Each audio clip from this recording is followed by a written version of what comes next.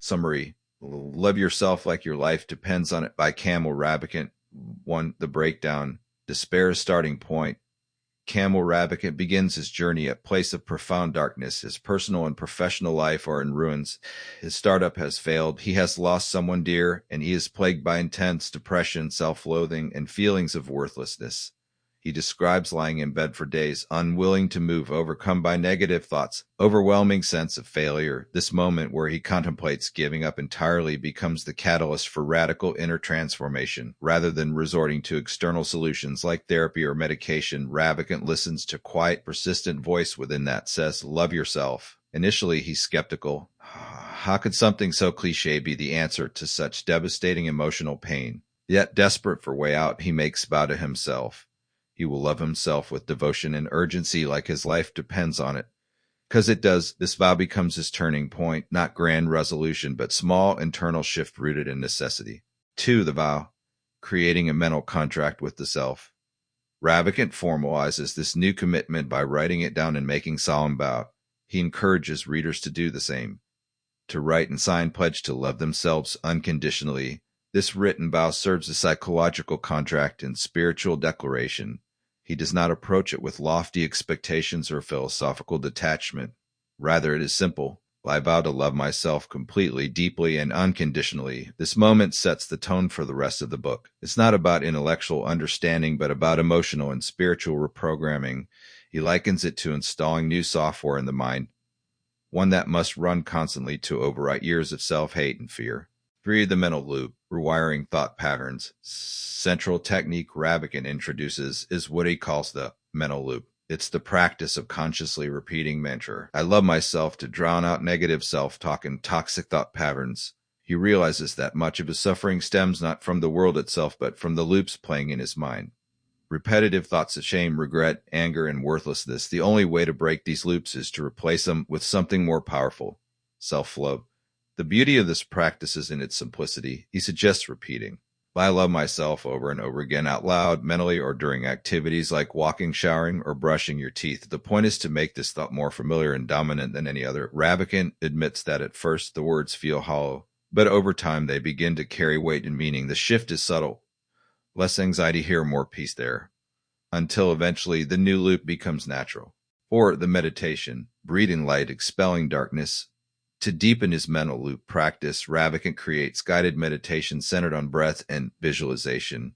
In this meditation, he imagines breathing in light, pure healing love, and exhaling darkness, negativity, fear, pain. Each inhalation is accompanied by the silent repetition, "I love myself." Each exhalation carries out toxic thoughts and energies. This meditation anchors his mind and body in rhythmic, embodied practice of self-love.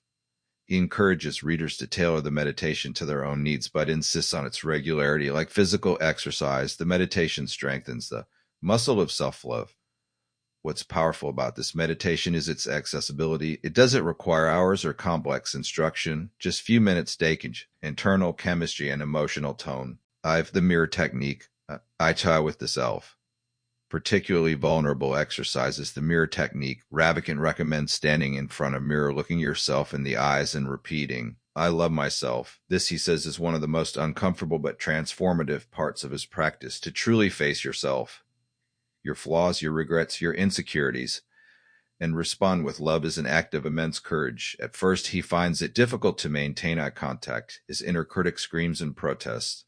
But over time, the words soften the judgment. The mirror becomes a place of reconciliation, not condemnation. Ravikant shares that practice helped him reconnect with forgotten parts of himself, with his inner child, with the boy who wanted to be loved, and with the man who was too hard on himself. It becomes healing ritual, one that confronts the self and heals the past. 6. Facing resistance, setbacks, ego, and returning to the path.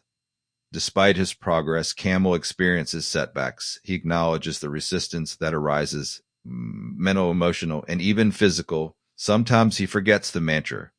Sometimes life becomes overwhelming again. Old patterns return. He's honest about this. The practice is not linear. There are moments when he questions the effectiveness of his efforts and days when he feels like he's back at square one. But the difference now is that he has path back to center. He discusses how the ego resists self-love because it thrives on separation and identity. especially identities built on struggle or unworthiness. The practice of loving oneself dissolves the ego's grip, which, like death, this inner battle is fierce but worth enduring. When he slips, he returns. Every time he comes back to, I love myself, he feels grounded again. The takeaway is that consistency, not perfection, is the key to transformation. 7. Real-life applications. Work, relationships, and creativity.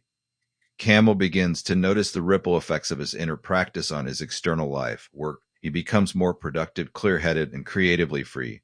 Loving himself removes the pressure to prove his worth, allowing his work to flow with authenticity. Relationships. He stops seeking validation from others. He no longer needs someone else to love him to feel complete. This shift to healthier, more fulfilling relationships and gives him the courage to walk away from toxic ones.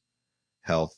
He starts making better choices. Eating well, exercising, sleeping. Self-love manifests physically. Crisis. When facing moments of panic or anxiety, his mantra becomes lifeline. He describes using it in the middle of anxiety attacks to calm himself, like grabbing hold of mental rope and storm. The most profound realization is that self-love creates foundation for all aspects of life. It doesn't just make him feel good.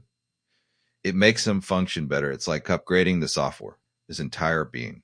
8. Relapse and return. His second awakening, years after his initial healing, Ravikant admits to letting the practice slip. Life got better, he got busier, and he stopped repeating the mantra. Gradually, old patterns crept back in. He felt less connected, less joyful. But when he revisited the practice, almost as an afterthought, its power returned instantly. He was amazed at how quickly self-love reclaimed its place. This experience taught him that healing is never finished. It's not one-time transformation, but an ongoing relationship. He stresses this point to the reader. Make the vow and keep making it. Like brushing your teeth or exercising, self-love must be maintained. 9. The legacy of the practice. A new way of being.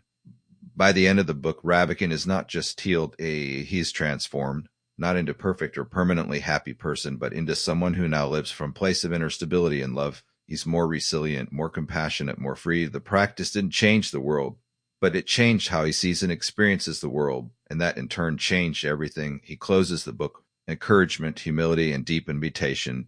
Try this. Stick with it. Let the mantra seep into your being and watch your life shift as his did. Conclusion. Love is a lifeline. Love yourself like your life depends on it is not traditional self-help manual. It is manifesto, memoir, and meditation on the transformative power of unconditional self-love. Kamal Ravikant doesn't offer dozens of techniques or theories. He offers one core idea. Love yourself, really, truly, and consistently, like your life depends on it. Through repetition, meditation, honesty, and practice, he pulls himself, despair, and into a state of radiant peace, and he invites each reader to do the same. Not by copying him, but by making the vow, doing the work, and discovering that the most powerful love is the one you give to yourself. This book is for anyone facing inner darkness, for anyone who's been too hard on themselves, for anyone looking for way back to light. It is a reminder that you are already worthy, and that sometimes the way home begins with 3 words: I love myself.